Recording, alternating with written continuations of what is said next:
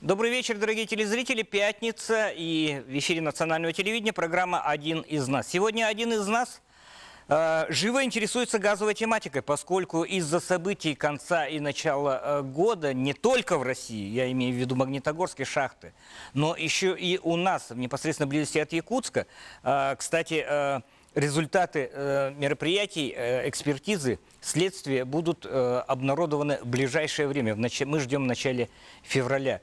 По всей стране объявлена, без малого, газовая тревога. И о том, какие риски влечет с собой газификация, как уберечь население, проводя это очень и очень немаловажное мероприятие, об этом поговорим сегодня в программе «Один из нас».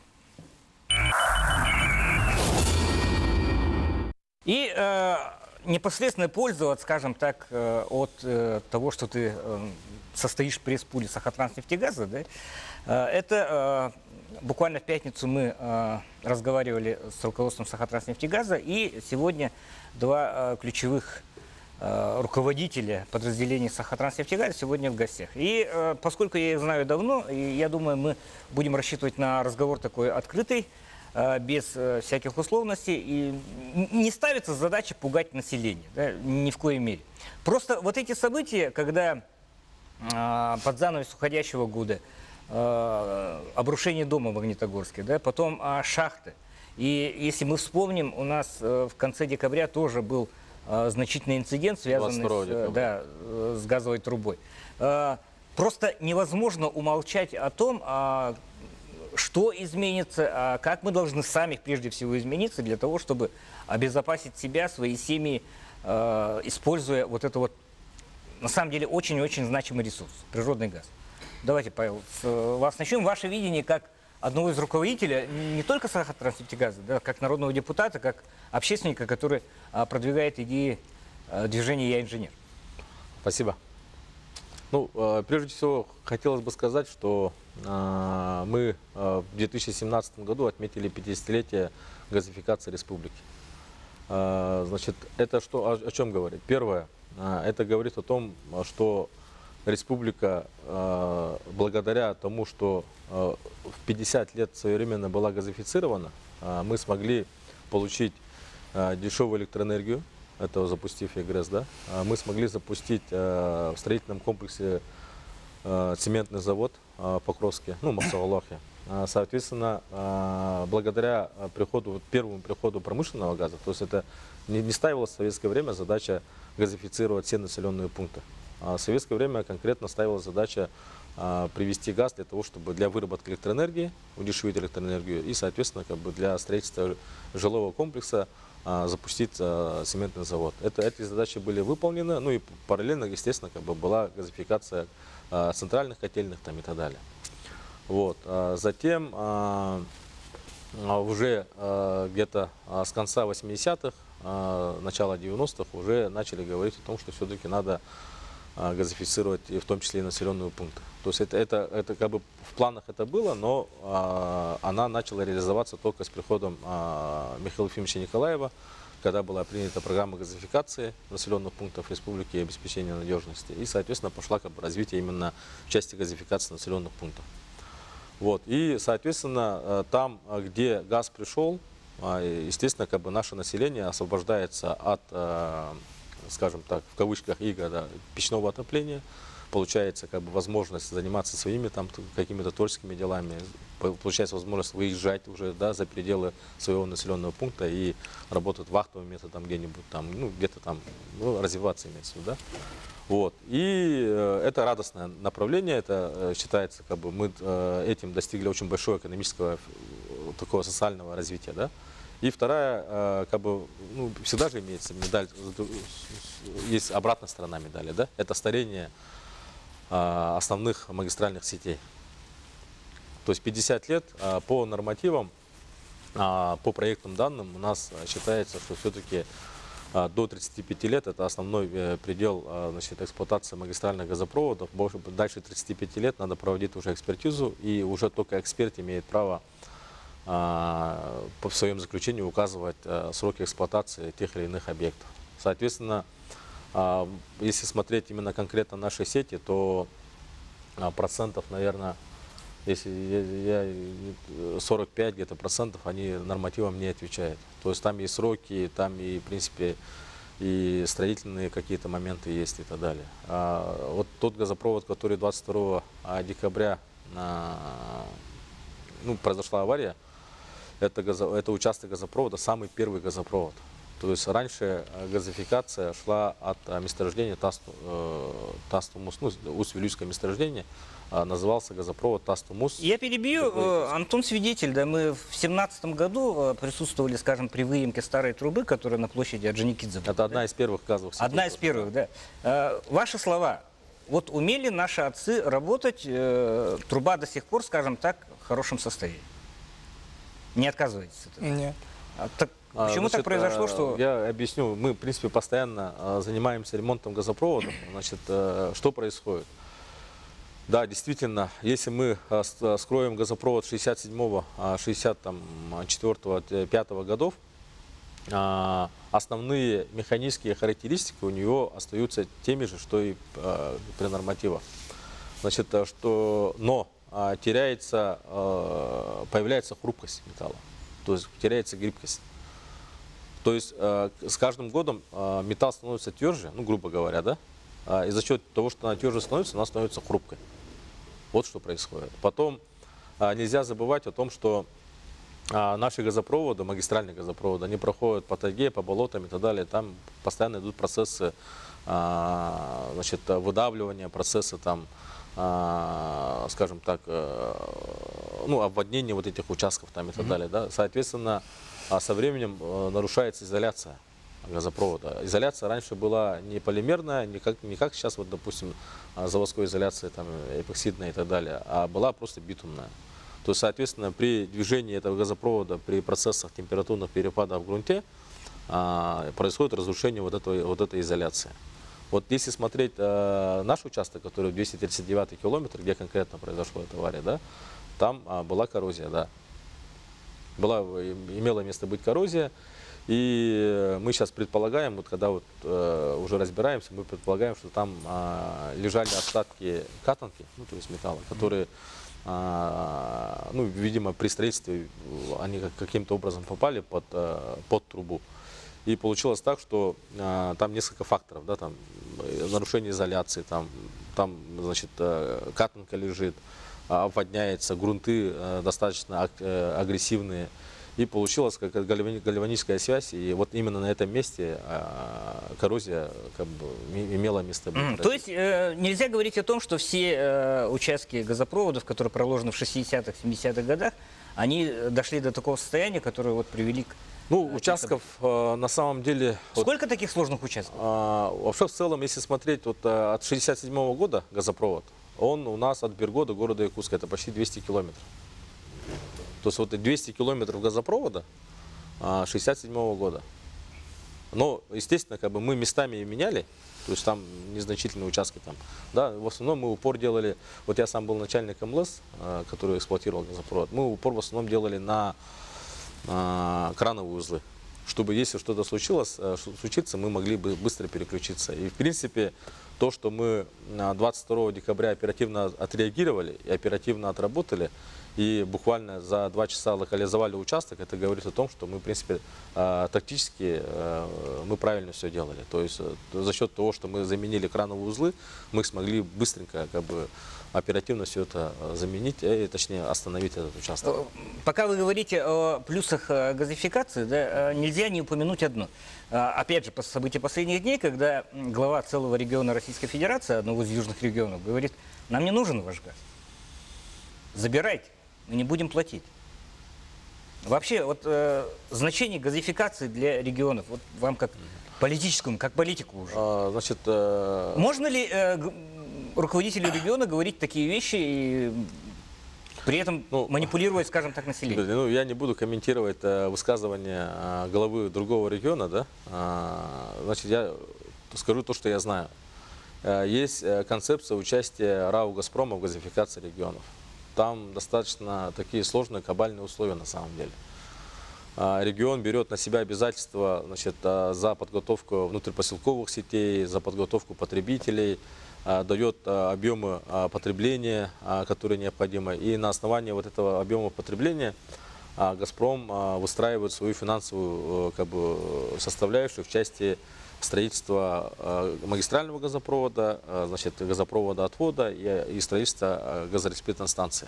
Действует ли эта схема сейчас у нас? Да, она действует во всех регионах Российской Федерации. У нас тоже? У нас тоже, в том числе вот Алдан, Нерингери, Алекминск, то же самое будет. А не 20-й год?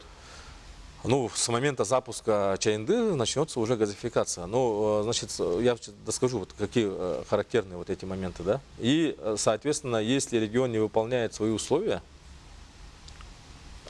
да, то не потребляет тот объем, который был указан в соглашениях, то «Газпром» выставляет штрафы. Потом штрафом появляется уже пение, там, да, то, что не оплачивается там, и так далее. Соответственно, для многих регионов это очень большая кабала, для многих регионов. Вот. Мы в свое время, когда, ну, я по крайней мере работал в правительстве, мы в свое время Егору Афанасьевичу Борисову там готовили документы о том, чтобы «Газпром» поменял свою концепцию. То есть нельзя так относиться к регионам и, соответственно, заведомо уже заранее загонять их уже в долговую яму. То, что делает «Газпром». Потом в части задолженности перед РАО «Газпром», ну, скорее всего, там, я не могу сказать, я судебное разбирательство сам не видел, но я прокомментировал, что 9 миллиардов – это огромная сумма, и, скорее всего, действительно, период, видимо, очень большой, вот это накопление, и очень большая доля, скорее всего, там, пений, штрафов там, и так далее. Соответственно, «Газпром», я не думаю, что они будут соглашаться, они все равно подадут апелляцию. То, что на местах подразделения, скажем так, большого предприятия не работали, ну, это очевидно, скорее всего. Но, по крайней мере, наша компания, вот, в лице Антона, они, в принципе, хорошо работают, я считаю, да, и тут надо отметить то, что я говорил, в принципе, да. «Газпром» уже прокомментировал то, что они не согласны с решением суда и скажем так, свой встречный иск они подадут в ближайшее время. Сразу наверное, после да. рекламной паузы мы вернемся не только к теме газификации, но и газовой безопасности.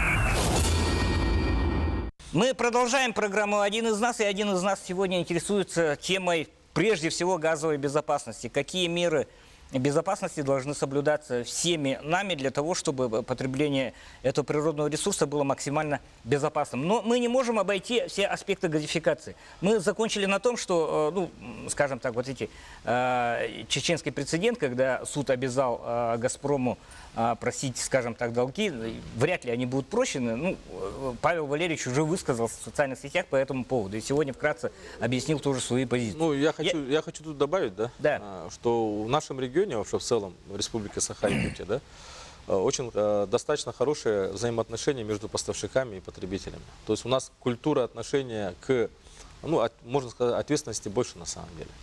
То есть если сравнивать с другими регионами и с теми же регионами, которые, кстати говоря, тоже опять-таки задолжали тому же «Газпрому» там, и так далее.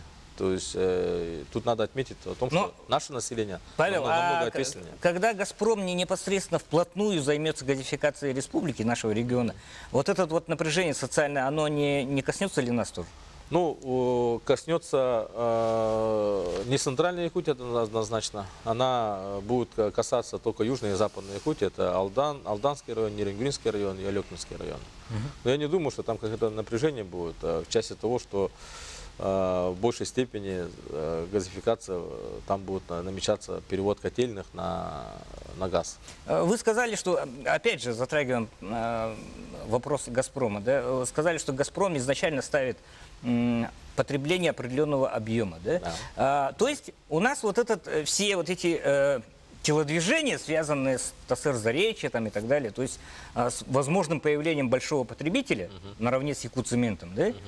Он все равно остается открытым. То есть потребитель газа должен быть. центральные пути. Да, вот, Большое потребление. Да, то есть если смотреть нашу локальную систему, центральную Якутию, да, то у нас потребление в год 1 600 000 000. Ну там 1 670 000 000 там, и так далее. То есть это вот тот предел, который мы потребляем сами. То есть газ в основном идет, я как до этого говорил, это все-таки жилищное коммунальное хозяйство и энергетика. Больше мы, вот, наращивая газовые сети, мы не сможем увеличить потребление. Соответственно, для того, чтобы действительно появилась эффективность от работы газотранспортной системы, в целом, для того, В том числе снижение тарифов. да, в том числе, да, сдерживание, снижение тарифа, сдерживание. Сначала сдерживание, а потом снижение уже тарифа. Это все-таки должно появление крупного потребителя. Это было бы благом для всех. И, в принципе, сейчас уже население более-менее уже вот за счет того, что вот постоянно идет информирование, за счет того, что постоянно идет обмен мнениями, и благодаря вашей работе, да, средств массовой информации, люди уже понимают это. То есть уже, по крайней мере, уже такого отчуждения, что потребитель нам не нужен, газ нам не, такого уже нет уже. В принципе, уже рядовые люди уже понимают, что без потребления газа, без того, чтобы мы увеличили эффективность газотранспортной системы, у нас этого не получится. Мы тогда можем сравнивать вот каждого, кто протестовал против газохимического завода, с тем же Рамзаном Кадыровым, который говорит нам, ваш газ не нужен. Ну, Если так. Ну, я не стал бы так. В большей степени, вообще вот каждый человек, который против чего-то действует, он прежде всего страдает от неинформированности. То есть век большой информатизации не всегда получается получить достаточно достоверную информацию. Вот из-за этого. Но я думаю, что все-таки сейчас уже люди намного грамотнее стали. Намного грамотнее стали. И вот эти вот предпосылки о том, чтобы против там, развития газовой сферы, газовой промышленности, уже я думаю, что сейчас уже... Они не срабатывают. Они не срабатывают, люди очень достаточно... Антон достаточное время у нас молчит. На том же разговоре с генеральным директором Сахатранснефтегаза звучали цифры. Сколько домов у нас отключено от газовых сетей? Я имею в виду многоквартирные дома. Ну, на сегодняшний день порядка 14 домов. Ну, здесь надо говориться, да, вот эта система, да, отключения, она является вынужденной мерой. Это наши категоричные меры, когда мы осознаем, что дальше газоснабжение уже граничит с безопасностью. Не эти цифры надо оглашать. Надо оглашать цифры о том, что сегодня практически 1/4 города Якутска многоквартирных домов с изношенными сетями внутридомового газового оборудования. Вот как Павел Валерьевич сказал, почти 50 лет прошло, когда первую магистраль протянули, но она же ушла не только в промышленные, да, вот, объекты, она и пришла на первые дома. Соответственно, вот наши первые магистрали, городские газораспределительные сети, они, ну, одногодки с магистральными газопроводами. Вот как раз таки вы правильно отметили, мы занимаемся уже на протяжении 5 лет заменой, частичной заменой вот этих газопроводов. Где-то действительно качество газопроводов, да, ну, по визуальной оценке, да, она нормальная, потому что некоторые газопроводы заложены нашими предшественниками настолько глубоко, да, порядка 2–2,5 метров, что они лежат на вечной мерзлоте. Но есть участки, которые требуют, да, вот, незамедлительного ремонта. В том числе качество газопровода не напрямую зависит от того, сколько лет тому назад она проложена. Здесь очень много факторов. У нас есть опыт, когда вот газопровод за 3 года корродирует, изнашивается, да, и, соответственно, происходят утечки. Для этих целей как раз-таки вот и проводится экспертиза промбезопасности касательно распредсетей и техдиагностирования касательно сетей внутридомового газового оборудования. Как я уже говорил, сегодня примерно 1/4, да, вот, многоквартирного жилищного фонда, это 579 уже на сегодняшний день с истекшим сроком эксплуатации. Что это означает? Это означает, что по существующим... 579 домов. Да, 579 МКД, многоквартирных жилищных домов. По ним уже пришла пора проведения техдиагностирования. Надо разделять понимание техобслуживания и техдиагностирования. Совсем по-простому говоря, техобслуживание – это поддержание работоспособности сегодня, а техдиагностирование – это определение как раз-таки оставшегося ресурса, запаса прочности, насколько этот газопровод будет работать. И надо понимать, что техдиагностирование, она по существующим регламентам дает продление эксплуатации максимум на 5 лет. А из сегодняшних полученных нами заключений, да, вот техдиагностирования, их порядка 67, ну, где-то 80% дают на 2 или на 3 года. То бишь процент износа, ну, катастрофический. Но, повторюсь, нашим жителям республики, нашим горожанам, да, нет повода немедленной паники. Действительно, по всей России, да, вот в последнее время они участились. Эти инциденты начали возникать не сегодня, не вчера. Они с начала 2000-х. Вот если 90-х даже. Да, 90-х даже. Если про историю рассказать, раньше при Союзе вся система внутридомового газового оборудования, ну, зачастую в целом, она состояла на балансе распределительных организаций. Потом, после развала Советского Союза, да, когда пошла вот приватизация, начали определять собственников. Ну, зачастую они были муниципальным образованием, а потом уже появились управляющие компании, товарищество собственников жилья, а в последнее время и непосредственный способ управления. В этот период нормативная база в целом по стране очень сильно менялась. Очень много постановлений выходило. И последнее постановление, которое регулирует отношения как раз-таки по части обеспечения безопасности внутридомового газового оборудования, это 410-е постановление, где конкретно указаны меры ответственности каждой из сторон. Стороны, я говорю, это собственники, это управляющие компании, ТСЖ и мы как ГРО. Мы как ГРО на сегодняшний день делаем техобслуживание, но ведь эти опасные ситуации, да, так скажем, инциденты, они происходят не только из-за того, что, да, вот, ГРО некачественно выполняет работу. Зачастую в большинстве своем оно имеет человеческий фактор. То бишь неинформированность собственника, да, о безопасной эксплуатации своего газопотребляющего оборудования, тех же плиток, котлов. И второй фактор – это винтканалы. Сегодня я говорю, что по винтканалам у нас по Якутску не очень хорошая ситуация. Она провальная. Да, не все, скажем так, собственники, да, должным образом эксплуатируют свои винтканалы. И, ну, вот инциденты, опять-таки повторюсь, они происходят при стечении 3 обстоятельств. Первое – утечка газа, второе – неработающий винтканал, третье – это искра. Вот по первой части за последние 2 года наше управление газораспределительных сетей произвело большую работу. Мы полностью пересмотрели работу своей службы техобслуживания газового оборудования. Если раньше по частному сектору процент охвата составлял всего лишь 26%, это 3 года назад, то в 2018 году мы достигли уже цифры 85%. То бишь сегодня только по городу Якутску, по Мархе, задействованный персонал составляет 81 человек. Это колоссальное количество. А в целом по республике порядка 200 человек работает чисто на техобслуживании газового оборудования. Поэтому... И это условия, скажем так, активного противодействия населению. Да? То есть мы можем говорить о торговле вот этими бумажками, о которых речь тоже шла на встрече. Да? Вот когда приходят московские фирмы и... Это управляющие компании. Да, они нанимают определенные фирмы, которые просто приходят, говорят, вот выплатите там, допустим, по 1500 с квартиры, да, и мы вам соответствующую бумагу. Распечатаем. Да, есть такой факт. Как рискуют же люди при этом? Но и, скажем так, методика вот этого техдиагностирования, которая, ну, она одинакова и у московских компаний, и у ваших организаций, которые занимаются. Абсолютно правильный, да, вот правильное направление задаете. Сегодня мы сталкиваемся с колоссальной проблемой некачественного освоения, да, управляющими компаниями денег, которые были собраны от жителей для обеспечения работы по техдиагностированию. Да, те фирмы, которые приходили за пределы республики, не все, да, но зачастую львиная доля не выполняет в полном объеме работы. А полный объем работы прописан как раз-таки в приказе Ростехнадзора 613.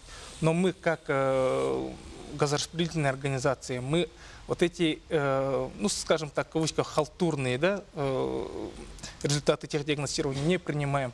Сегодня нам предоставлено 160... А есть механизм неприятия вот этих липовых? Вот я сейчас дойду.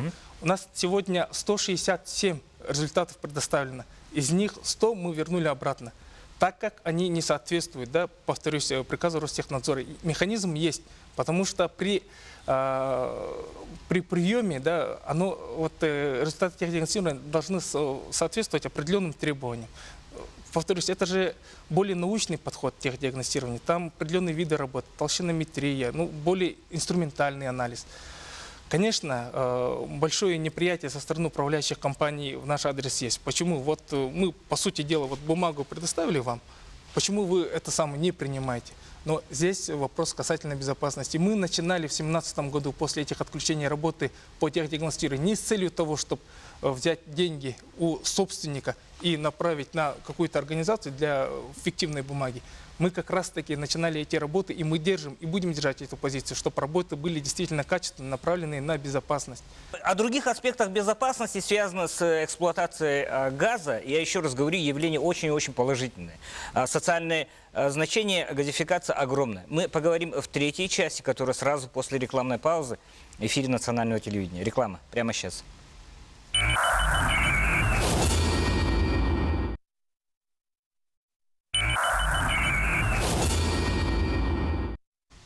Мы продолжаем эфир программы «Один из нас». И один из нас в моем лице, да, получается, живо интересуется аспектами газовой безопасности, скажем так, безопасности эксплуатации газа в жилом секторе. Ну, не только в жилом, на самом деле, мы немножко шире смотрим. Но все мы помним события двухгодичной давности, когда Антон Михайлович здесь, в данной студии, активно отстаивал позицию газораспределяющей организации в плане необходимости мероприятий техдиагностирования. Да? Вопрос отпал сам собой. Вот за эти 2 года, ну, население, помните, вот было, а почему они там энное количество лет собирали плату за газ и при этом ни разу не вскрывали Негатива очень много было. трубы, да, а почему они в тариф закладываются вот это, а потом еще раз вдвойне дерут и так далее. Но, в принципе, время показало, чья была правота, и еще раз, целый приказ Рохтехнадзора есть, согласно которому описаны все регламенты тех мероприятий, которые должны проводиться при техническом диагностировании. Сколько у нас, давайте мы еще раз посмотрим в сторону жилого массива столицы нашей республики. Вот вы сказали, 579 домов, они на основании вот этих мероприятий, скажем так, должны быть ограничены в подаче газа или как? Ну, по сути дела, да. Постановление 410, которое регламентирует наши отношения, да, по части техдиагностирования, они говорят о том, что вот статья 80, мы должны за 20 дней, за 40 дней уведомить, если внутридомовое газовое оборудование отработало свыше 30 лет, и отключать. Но мы же сегодня понимаем, да, что не все внутридомовое газовое оборудование так изношено, что надо, вот, грубо говоря, 1/4 города Якутска отключить. Поэтому по тем домам, которые мы проводим сами техобслуживание, мы представляем, какое там состояние. Да, и мы вот эти 2 года работаем таким образом, чтобы привести управляющую компанию к тому вопросу, что им действительно вынуждены вот сегодня собирать, да, и проводить эти работы. Здесь хотелось бы оговориться о том, что, еще раз, не только техобслуживание газового оборудования, техдиагностика обеспечивает безопасность, но и вентканалы. Работа управляющих компаний по части вентканалов, здесь собственники должны обратить особое внимание. По существующим нормативам, если вентканал не работает, мы обязаны, не имеем права, а обязаны отключить тут же. В рамках то ли техобслуживания, то ли при проверке группы инспектирования. Это очень важный вопрос. Вообще, вот все дома, практически все дома запроектированы таким образом, что при утечке газа, ну, метан же он легче воздуха почти в 2 раза, он через этот вентканал должен, ну, как бы уходить в атмосферу. Это самое первое требование по вентканалам, на самом деле. Это очень важный момент, который очень многие упускают. Некоторые даже закрывают вентканалы, чтобы сохранить, как бы, ну, тепло там и так далее. Поэтому вентканалам очень большое внимание должно быть. Павел Валерьевич, в этом месте мы должны вернуться в область частного сектора, да, и хахаполар бы быгытны, глаз где глаз булахтарин, вот эти вот аспекты, которые частный дом должен быть максимально тепло обеспечивается при полной герметичности, скажем так, жилого объекта. Да? Ну, вот здесь вот, ой-ля-ля. Не, ну, на самом деле не так, короче. Сейчас, опять-таки, я еще раз повторю, что люди достаточно грамотные, да, и все понимают о том, что должна быть постоянная вентиляция воздуха. То есть воздух, какой бы дом ни был, если там, допустим, ты строишь дом термос, то ты должен постоянно подавать свежий воздух в этот термос. Ну, то есть подготовленный, конечно, воздух ты должен постоянно подавать. В противном случае у тебя начнутся кое-какие заболевания именно здоровья. Не только там по газу будут проблемы, но и по здоровью будут проблемы. Поэтому я считаю, что все-таки на МКД, на многоквартирные дома, управляющие компании, жители должны в первую очередь обратить внимание на вентиляцию. То есть установка сигнализаторов газовых, да, она тебе даст информацию, конечно, да, но она не сможет обеспечить безопасность. То есть она только просигнализирует. А чтобы в таком объеме газ не накапливался, все-таки вентиляция должна справляться с этим. Вчера ночью, во сколько это было, в час ночи примерно же, да, Павел Валерьевич непосредственно передал мне ссылку о том, что очень спешно приняты новые, чуть ли не СНИПы. Ну, я не сказал бы, что это очень спешно. Значит, будут вводиться они с 1 июня 2019 года. И как вот Антон Михайлович сказал, что проблемы накапливаются не прямо там сразу, там, когда там взрывается там, и так далее. Да. Проблемы вот, взаимоотношения потребителей, управляющих компаний, ГРО, там, в частности по эксплуатации МКД, тогда они появились давно. Короче. Вот с момента, грубо говоря, наверное, с 2004 года, как только с тарифа ВДГО убрали, да, то есть уже как бы в частный сектор уже отдали. После этого сразу как бы она обострилась. То есть в Центральной России при расхолаживании вот этих систем, скажем, мы получили то, что мы получили, а в нашей части, вот именно в городе Якутске, там, где работает наше подразделение управления газопроводных сетей, классический подход, скажем так, консервативный подход, он со временем, как вы до этого сказали, доказывает, что это было правильное направление было. То есть вполне возможно, что мы своими действиями, наши коллеги, предотвратили те случаи, которые произошли в Центральной России. Это абсолютно правильно отмечено. Я говорю, что в нашей республике практически уникальная ситуация, да, когда газораспределительная организация владеет практически 80% договоров на техобслуживание. Потому что у нас техобслуживание это не прибыльный бизнес для Сахатранснефтегаза. Конечно. Это обеспечение безопасности. В других регионах ведь техобслуживание, она же отдана для малого, среднего бизнеса. В да, других регионах, можно сказать, ГРО, они отказались. Потому что это невыгодно, они отказались сразу. И от ответственности уходит ГРО сразу. То бишь техобслуживание берет, если там что-то случается, ответственность не ГРО, а ответственность организации, которая производит техобслуживание. Поэтому, если малая организация подходит, в первую очередь, да, для юридического лица, это получение прибыли, правильно? Поэтому все равно, так или иначе, они же будут экономить на каких-то вещах. А так как у нас в республике в целом, да, львиная доля у нас, а мы как ГРО в первую очередь ставим вопрос безопасности, здесь у нас по техобслуживанию, да, ситуация не такая плохая, да, можно сказать. Здесь я бы хотел, если происходит случай с применением бытового газа, да, ваша доля ответственности какая, как газораспределяющая организация? Если договор на техобслуживание с нами, то полная. Полная. То есть вы садитесь? Грубо говоря, да. Если большие жертвы? Да. А если договор на техобслуживание не с нами, то вопросы будут львиной доли той организации, которая проводит техобслуживание. Ведь сегодня, чтобы начать заниматься, да, работой по техобслуживанию, там лицензии не надо. В этом-то и вся проблема, о том, что это не лицензируемый вид деятельности. Здесь во главе угла должен стоять вопрос о методе контроля тех организаций, в том числе и нас, которые проводят техобслуживание. Я не говорю, что конкуренции не должно быть. Конкуренция, она для нас хороша, и она должна быть, чтобы наше качество предоставляемых услуг по техобслуживанию тоже повышалось. Но должен быть единая сфера или механизм контроля тех организаций. Я считаю, мое личное мнение, что это должен быть лицензируемый вид деятельности, чтобы эти организации соблюдали лицензионные требования и была конкретный механизм проверки, да, и контроля за этими организациями. Сегодня же те организации, которые наши конкуренты, их никто не проверяет. Мы вернемся к факторам, которые могут вызвать Магнитогорск или шахту в нашем регионе. Да? Тут, конечно, большой раз, да? Но есть же факторы, которые не зависят от состояния там, газовых сетей и так далее. Это если человек психически нездоров, да? Если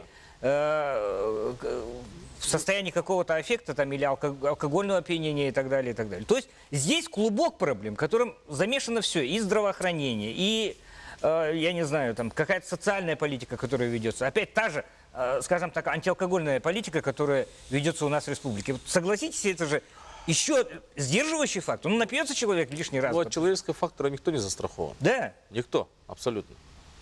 Поэтому, когда, вот, допустим, человек включил комфортку, ну, тут должна как бы сработать система сигнализации, газовой сигнализации, которая должна подать информацию для оперативного реагирования. А если человек там, ну, решил там целенаправленно, находясь в квартире, там что-то сделать, да, тут как бы, тут что сделаешь? Здесь правильно отмечаете, да, вот не по статистике, да, Средней России, а по статистике как раз-таки вот нашего, да, вот нашего управления. Львиная доля инцидентов происходит по халатности отношения, да, или же ну, специальные, это, ну, могут быть те же суицидники или те, кто, ну, связаны с криминалом, вот эти инциденты. Но, опять-таки, по касательной безопасности, да, вот в ВДГО тоже есть момент.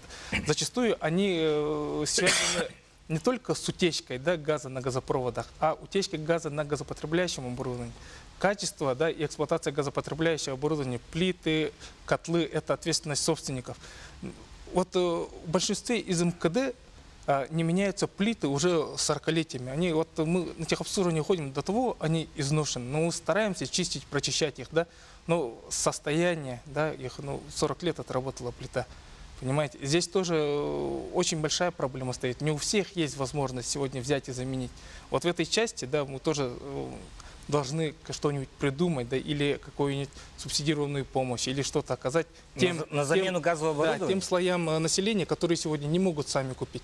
Ведь безопасность всего дома, ну вот, допустим, вы в своей квартире поменяли плиту, да, вот техобслуживание вам сделали, вы говорите, что у меня все нормально, но сосед снизу там может не может себе Я за позволить. того парня не в ответе. Да, Да, но тем не менее, если у него, не дай бог, что-то случится, да, пострадает ответственным.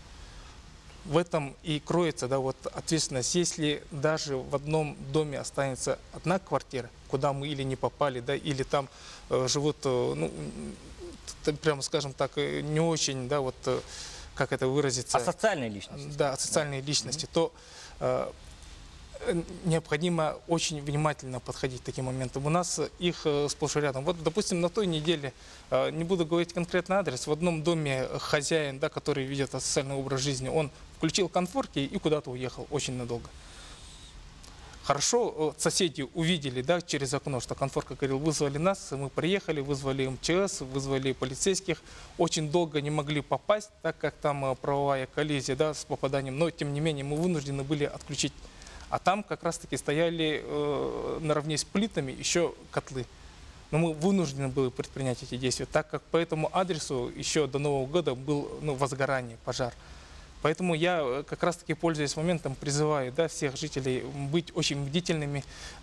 Наши выезды, вопреки мнениям, бесплатные по 0,4. Даже если с нами договор, выезд мастера на осмотр газопотребляющего оборудования, он бесплатен.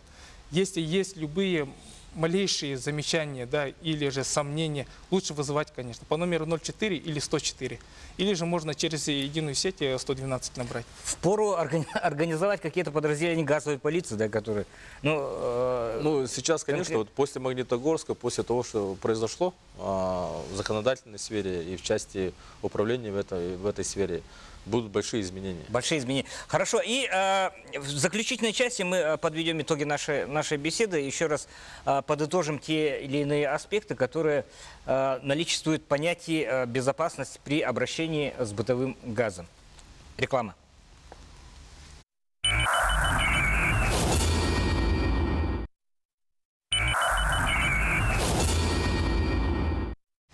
Мы продолжаем разговор, который касается безопасности при, скажем, определенной степени газификации. То есть мы все привыкли потреблять природный газ, который поставляется нам в качестве потребителей. Да? Да, конечно, это мизерные размеры, там несопоставимы, скажем так, те меры безопасности, которые принимаем мы, как частные пользователи, по сравнению с теми крупными потребителями. Да? Возникла речь о необходимости крупного потребителя в Центральной Якутии для того, чтобы сдерживать или даже снижать тарифы на поставляемый газ. И здесь мы не можем не коснуться вот той темы, которая прозвучала 22 декабря. Ну, не так далеко от города Якутска мы видели все посредством 60 мессенджеров и километров. так далее. Страшную картину. Лунный пейзаж, который образовался на месте происшествия на магистральном газопроводе. Да? И здесь я бы вспомнил, я вот, опять же, очень часто общаюсь с Павлом Валерьевичем, да? Я приводил пример Белгорода, когда белгородское подразделение, ну, газораспределяющей организации просто очень технично, натурально снесло, скажем так, ряд построек, которые построили жители Белгородской области и так далее. Здесь мы не можем не затронуть хатасскую проблему, да, когда прямо на трубе, скажем так, энное количество семей, в силу определенных причин, которые, может, их не касалось, может, касалось, вынуждены были поставить постройки, ну, непосредственно в близости от магистральной газовой трубы. Вот здесь вот как быть? Все-таки здесь чья победа была? Или мы все помним вот эти перипетии, да? Ой, да люди там заложники системы, кровожадные газовики и так далее. Вот время прошло, да? Вроде бы устаканилось все, но устаканилось ли? Не, ну, Продолжают ли семьи Оржаковых, Лебедевых и так далее находиться на мине замедленного действия?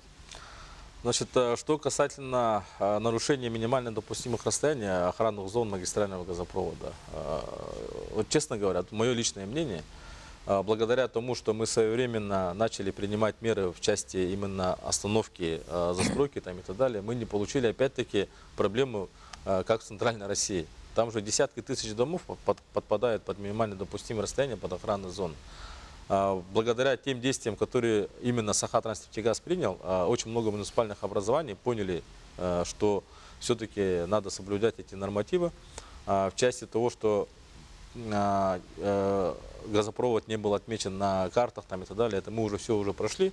На самом деле все уже было отмечено. Более того, мы сами по своей воле нанесли минимально допустимое расстояние в кадастровые карты там, города Якутска там, и так далее. Поэтому тут не надо говорить, там, кто проиграл, кто выиграл. Да? На самом деле выиграли все население. Потому что те участки, которые распределились, они, во-первых, не успели построиться. Это тоже, в принципе, правильно. Почему? Потому что они не потратили свои кровные средства на постройку там, домов там, и так далее. А второе, те участки, которые были сельхозназначения и которые собирались перевести в ПДЖС и опять-таки осваивают, они тоже этого не сделали. Поэтому я считаю, что выиграло все население, и мы, в принципе, спасли последующих, тех, кто мог бы попасть в такую проблему, мы их отгородили от этой проблемы. То есть именно так надо смотреть эту ситуацию. А в части тех домов, которые уже были построены, так как все-таки это была системная ошибка в части взаимоотношения между структурами государственных органов власти, не Сахатранснефтегаза, а именно государственных органов власти, да, то здесь мы пошли навстречу и приняли, утвердили свой регламент, по которому мы участили осмотр этого участка. Мы сейчас будем делать определенные мероприятия, которые тоже усилят, значит, надежность вот этой системы.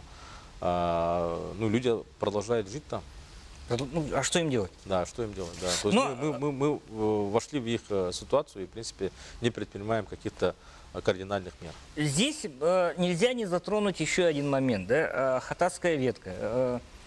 Начиная с 2004 года произошло энное количество, скажем так, происшествий. То труба всплыла, да? Ну, то есть имеется подводный переход. То да? утечка, да. Ну, ветка-то одна. Нет, ветка не одна через Лену. Ветка одна идет от врезки с магистрального газопровода до Хатасов, а дальше уже идет две нитки идет. Мы в 2004 году, да, мы построили первую нитку, она была уникальная. Никто не строил такой газопровод. И наши предшественники достаточно, скажем так, уверенно и, в принципе, с такой вот амбициозно решили эту задачу, и мы смогли перейти через Лену и подать газ уже на заречную группу улусов.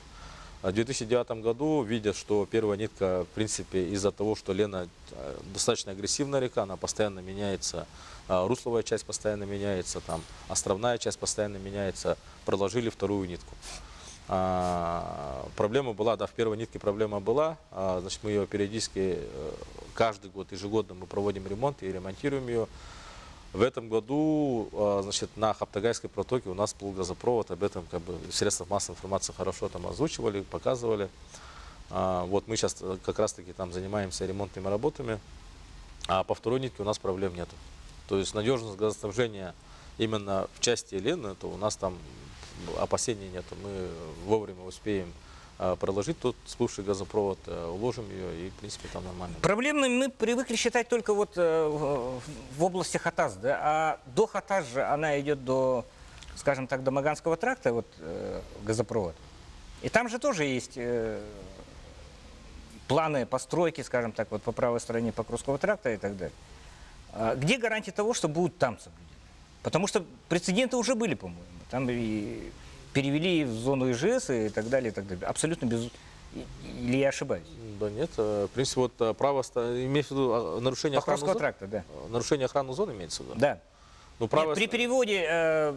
Да, вот правая сторона, вот если вот ехать с поста ГАИ в сторону Покровска, правая сторона, вот, да, она переведена в земли населенных пунктов, но, значит, опять-таки, благодаря нашим действиям и взаимодействию с муниципальным образованием, полоса минимально допустимых расстояний, она уже переведена в земли промышленности. То есть там уже никто не построится. Угу. Левая сторона, она земли пока еще населенных пунктов, то есть там как бы никто не строится. То есть выделили участки, но там нету такого понятия, чтобы построили капитальное строительство там и так далее.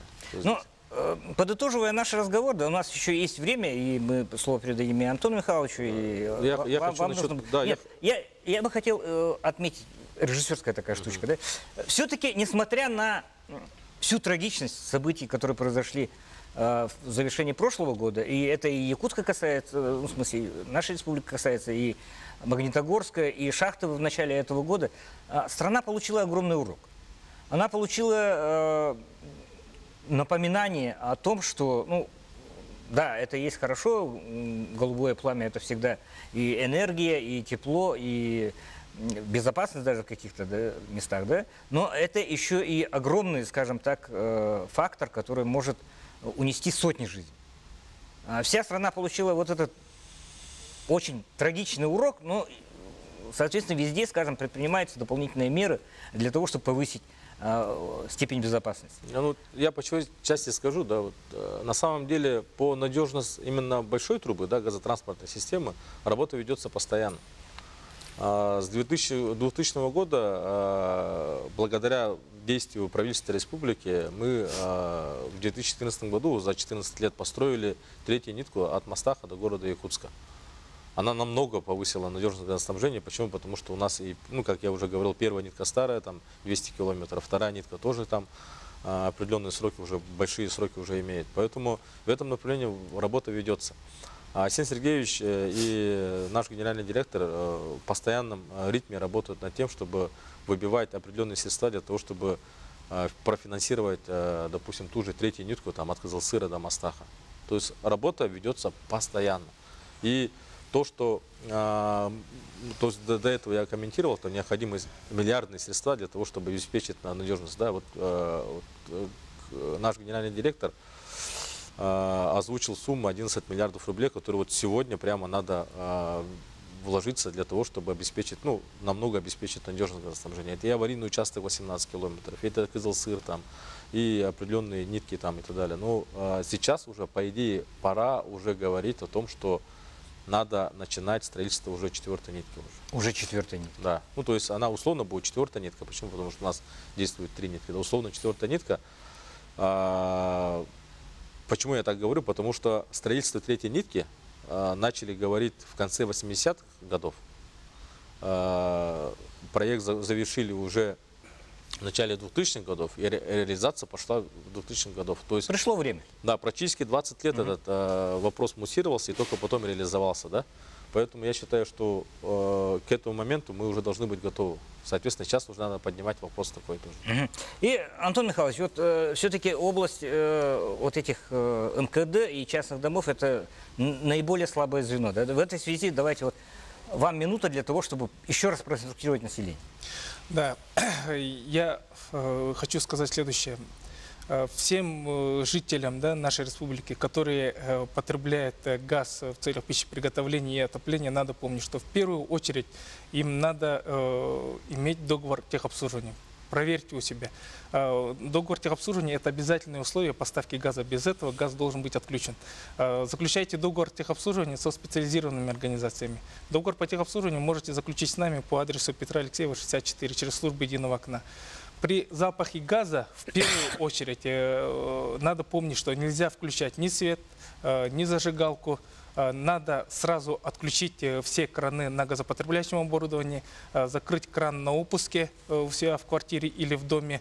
После этого открыть окна, проветрить помещение и эвакуировать себя и своих близких за пределы помещения. После этого вызывать аварийную службу по номеру 04 или 104 сотового номера, или можно по номеру 112. Надо помнить, что любые переустройства в квартире, да, в частности на кухне, они не должны закрывать ни подводящие сети газопотребляющего оборудования, ни краны, ни сами, потому что утечка газа может происходить в тех местах, где вы можете не обнаружить запах газа. И обязательное условие – это работающий вентканал. Вот такой вот краткий инструктаж в завершении нашего разговора о безопасности потребления газа. Благо, безопасность. Спасибо. Спасибо.